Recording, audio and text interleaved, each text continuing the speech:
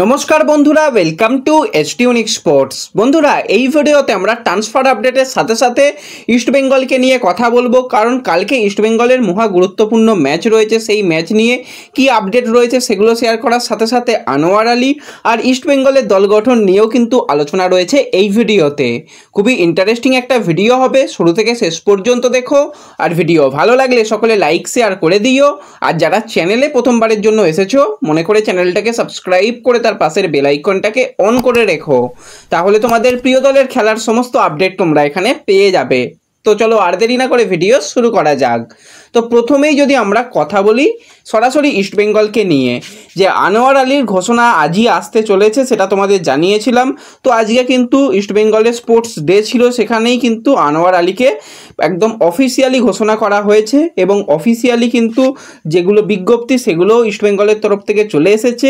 এবার সবাই আশা করছো যে সোশ্যাল মিডিয়াতে এতদিন এত রকমভাবে মানে মোহনবাগান সুপার জায়েন্টের অ্যাডমিন নানান রকমভাবে আনোয়ার আলীকে নিয়ে এত কিছু করলো, তো ইস্ট বেঙ্গলের তরফ থেকেও তো যদি সেরকম কিছু আসতো তাহলে খুশি হতো। তো দেখো ইস্ট বেঙ্গলের অ্যাডমিন নিঃসন্দেহে খুব ভালো কাজ করছে, প্রচুর ক্রিয়েটিভিটি দিয়ে কিন্তু কাজ করছে। এখনও আমি যখন ভিডিও বানাচ্ছি এখন বাজে 9টা, তো এখনও পর্যন্ত কোনো মানে অফিসিয়াল ভিডিও হয়তো তোমরা দেখতে পাওনি, তাই ভাবছো যে অ্যানাউন্সমেন্ট আসেনি। তো ভাই অ্যানাউন্সমেন্ট এসে গেছে, আমার ফেসবুক পেজে চলে যাও, সেখানে অ্যানাউন্সমেন্ট আসার 1 মিনিটের মধ্যেই পোস্ট হয়ে গেছে, সেগুলো দেখে নাও। আর খুব সুন্দরভাবে কিন্তু আনোয়ার আলীকে আজকেও মানে স্টেজের মধ্যে নিয়ে আসা হয়েছে এবং তাকে একদম নিতু সরকার বলতে গেলে হাত ধরে স্টেজের মধ্যে নিয়ে আসা। ভিতরের কাহিনী অনেক রয়েছে, যদি কোনোদিন লাইভে আসি যদি তোমরা জানতে চাও, তো যতটা আমি জানি ততটা কিন্তু জানাবো, কারণ এখন আর জানাতে কোনো রকম অসুবিধা নেই। এবার এই ব্যাপারটাও তোমাদের বলে রাখি, খুব সম্ভবত আনোয়ার আলীর কিন্তু কোনো রকম ব্যান হওয়ার সম্ভাবনা অনেকটাই কম, যদিও আমরা এখনও পর্যন্ত একদম বলতে পারি না যে হবেই না, কিন্তু অনেকটাই কম। তাকে আর্থিক জরিমানা করা হবে এবং আর্থিক জরিমানার টাকা ইস্ট বেঙ্গলের তরফ থেকেও দেওয়া হবে এবং আনোয়ার আলীর তরফ থেকেও দেওয়া হবে, 50-50 কিন্তু দেওয়া হবে, অসুবিধা নেই।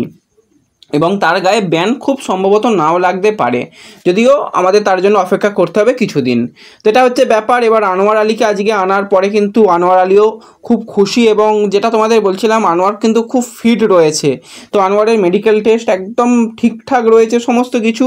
তো অফিসিয়াল যেখানে নোটিশ এসেছে সেখানে কিন্তু আনোয়ার আলী সে জানিয়েছে যে লাল হলুদের জার্সি গায়ে মাঠে নামার জন্য আমি মুখিয়ে রয়েছি। কলকাতা বিমানবন্দরে আমাকে যে অভ্যর্থনা পেয়েছি তার মানে ভালোবাসা পেয়ে আমি খুবই খুশি এবং কোনো ভারতীয় ফুটবল এরকম পরিমাণে ভালোবাসা এর আগে পেয়েছিল বলে সত্যি দেখিনি।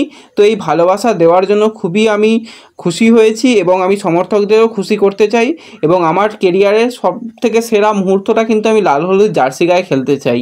তো খুবই কিন্তু খুশি আনোয়ার আলী এবং কোচ কার্লেস কোয়াদ্রাতো কিন্তু আনোয়ার আলী আসায় খুবই খুশি হয়েছে এবং দেশের সেরা ডিফেন্ডারকে পাওয়া মানে যথেষ্ট ভালো দল হয়ে গেল। তো একটা সময় যখন আমি অন্তত ভিডিও বানাতাম আজ থেকে 2 বছর আগে, একটা সময় ইস্ট বেঙ্গলের একজনও জাতীয় দলের প্লেয়ার ছিল না।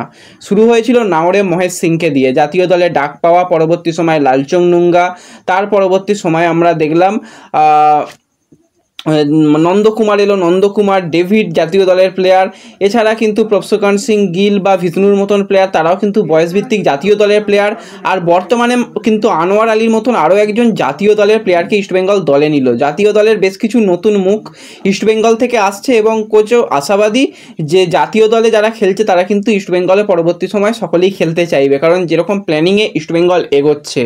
এবং আজকে সাংবাদিকদের মুখোমুখি হয়েও কোচ জানিয়েছে দল গঠন এখনও বাকি রয়েছে, আমাদের হাতে এখনও সময় রয়েছে, তো এর মধ্যে কিন্তু দল গঠনের কাজ হবে। তো মার্কাসও সেটা জানিয়েছে, কালকের ম্যাচ এবং ডার্বি ম্যাচের পরই কিন্তু দল গঠনের বাকি যে কাজগুলো রয়েছে, অনেক প্লেয়ারের সঙ্গে কথাবার্তা এগোচ্ছে, সেই কাজগুলোও হবে। এবং ইস্টবেঙ্গল শীর্ষকর্তাও সেটা জানিয়েছে যে দল গঠন নিয়ে সমর্থকরা খুশি, এখনও কিন্তু কিছু কাজ বাকি রয়েছে, সেগুলো আমরা করতে চাই এবং সেগুলো হয়ে গেলে আরও শক্তিশালীভাবে দল হবে। তো একটা মানে শেষ মুহূর্তেও চমক আসবে এটুকু বলে রাখছি। এবং আমার যে টেলিফোনের সেই টেলিফোনটাও যদি হয় তাহলেও কিন্তু অবাক হওয়ার মতন কিছু থাকবে না। তো যাই হোক, এরপরে যদি আমরা নেক্সট আপডেট নিয়ে কথা বলি কালকে ম্যাচ নিয়ে। তো কালকে ম্যাচের আগে কিন্তু আজকে সাংবাদিকদের মুখোমুখি হয়ে কোচ কার্লেস কোয়াদ্রাস জানিয়েছে যে আমার দলে সবাই সুস্থ রয়েছে, কোনো রকম অসুবিধা নেই, শুধুমাত্র নিশু কুমার বাদে। তো নিশু কুমারের অন্তত 2 মাস সময় লাগবে বা তারও বেশি সময় লাগবে, তোমরা জানো।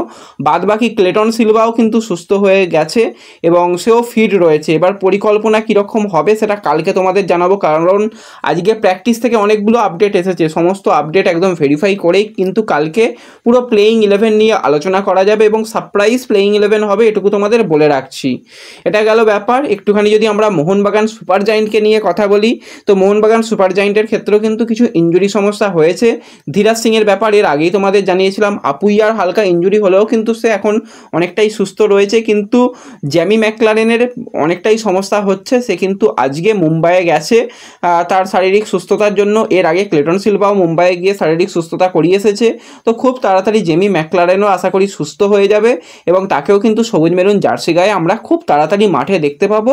আমি অন্তত আশাবাদী, কারণ তার যেটা ইনজুরি খুব একটা সিরিয়াস নয়। এবার যদি ফ্লোরেন্টিন পোগবার মতন ব্যাপার হয় যে ইনজুরি লুকিয়ে খেলতে এসেছে তাহলে সেটা আলাদা ব্যাপার, কিন্তু বর্তমানে ইনজুরি তার খুব একটা সিরিয়াস নয়, এরকমটাই আপডেট বেরিয়ে আসছে। এরপর যদি আমরা কথা বলি একটুখানি আনোয়ার আলীকে নিয়ে আর একটুখানি কথা বলে নিই। তো আনোয়ার আলীকে কি কালকে দেখা যাবে সেই নিয়ে এখনও আমি 100% বলতে পারছি না কালকে দেখা যাবে কি না।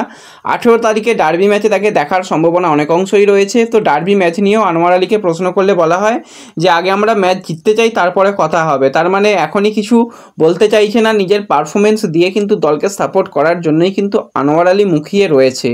তো আনোয়ার আলীর সঙ্গে সঙ্গে যদি আরও একজন ভারতীয় স্ট্রাইকার নিয়ে কথা বলি, সেটা হচ্ছে রহিম আলী। তো রহিম আলী যে চেন্নাইন এফসিতে থাকবে না, সে ওড়িশাতে যেতে চলেছে, সেটা তোমাদের জানিয়ে দিয়েছিলাম। আজকে কিন্তু চেন্নাইন এফসির তরফ থেকে অফিসিয়ালি থ্যাংক ইউ জানিয়ে দেওয়া হয়েছে রহিম আলীকে, কারণ ক্লাব কেরিয়ারে আইএসএলে আসার পর থেকে চেন্নাইন এফসির জার্সি গায়ে এতদিন কিন্তু রহিম আলী খেলেছে। পারফরমেন্স ভালো খারাপ প্লেয়ারদের থাকে, সেই নিয়ে কোনো রকম অসুবিধা নেই। 85টা ম্যাচ খেলার অভিজ্ঞতা রয়েছে চেন্নাইন এফসির জার্সি গায়ে, সেখানে 14টা গোল এবং 5টা অ্যাসিস্ট রয়েছে। তো এবার কিন্তু তার নতুন গন্তব্য ওড়িশা এফসি হতে চলেছে। তো এরপরে অনেকেই রাহুল কেপিকে নিয়ে জিজ্ঞাসা করো, দেখো রাহুল কেপিকে নিয়ে সেরকম তো কোনো রকম এখন আপডেট নেই। যেটা লাস্ট আপডেট ছিল যে রাহুল কেপির ইনজুরি রয়েছে, এখনও বেশ কিছুটা সময় লাগবে তার রিকভারি করতে। তো রাহুল কেপি কিন্তু আজকে থেকে অনুশীলনে কেরালা ব্লাস্টার্সে যোগদান করেছে। আশা করা যায় সে ফিট রয়েছে। যদি সে ফিট থাকে তাহলে কিন্তু ইস্টবেঙ্গল শেষ মুহূর্তে অবশ্যই রাহুল কেপিকে দিকেও একবার নজর রাখতে পারে। এছাড়া আরও একজন প্লেয়ারকে নিয়ে বলতে হয়, সেটা মানে কেরালা ব্লাস্টার্সের প্লেয়ার, গত সিজনে কিন্তু মোহামেডানে এসে দারুণ ফুটবল খেলেছিল, ডিফেন্স লাইনের প্লেয়ার বিকাশ সিং। তো বিকাশ সিংকেও কিন্তু একদমই দেখতে পাওয়া যাচ্ছে না কেরালা ব্লাস্টার্সের ডিফেন্সে। তো বিকাশকেও যদি অন্য কোনো ক্লাব লোনে নেয় তাহলে কিন্তু তাদের দলের জন্য একটা খুব ভালো সাইনিং হবে, কারণ বিকাশ লাস্ট সিজনে খুব ভালো পারফরমেন্স করেছিল। তো বিকাশের দিকেও কিন্তু কিছু ক্লাবের নজর রয়েছে, এটুকু বলে রাখলাম। তো দেখা যাক শেষ পর্যন্ত কেরালা বিকাশকে ছাড়ে নাকি বিকাশকে নিয়েই পরিকল্পনা সাজায়। আর যেটা ব্যাপার কালকে ম্যাচ কিভাবে দেখবে সেই নিয়ে আলাদা করে ভিডিও বানিয়ে দেওয়া রয়েছে। এই ভিডিওর আগের ভিডিওটা যারা সেই ভিডিওটা এখনও দেখোনি, সেখানে সমস্ত আলোচনাই রয়েছে, সেই ভিডিওটা দেখে নিও, একদম এন্ড স্ক্রিনে দিয়ে দেবো। আর ম্যাচের স্কোর লাইন প্রেডিকশান কিন্তু করতে কেউ ভুলো না, হ্যাঁ ঠিক আছে। ম্যাচের স্কোর লাইন প্রেডিকশান করো যে কী রেজাল্ট হতে চলেছে। যাদের কমেন্ট মিলে যাবে, তোমরা সকলেই জানো যে তাদের নাম কিন্তু শেয়ার করা হয়। তো সকলে কিন্তু স্কোর লাইন প্রেডিকশানটা শেষ মুহূর্তে করে যেও। তো এই ভিডিওতে এটুকুই আলোচনা করার ছিল। ভিডিও ভালো লাগলে লাইক শেয়ার করে দিও। তো দেখা হচ্ছে পরবর্তী ভিডিওতে। ধন্যবাদ।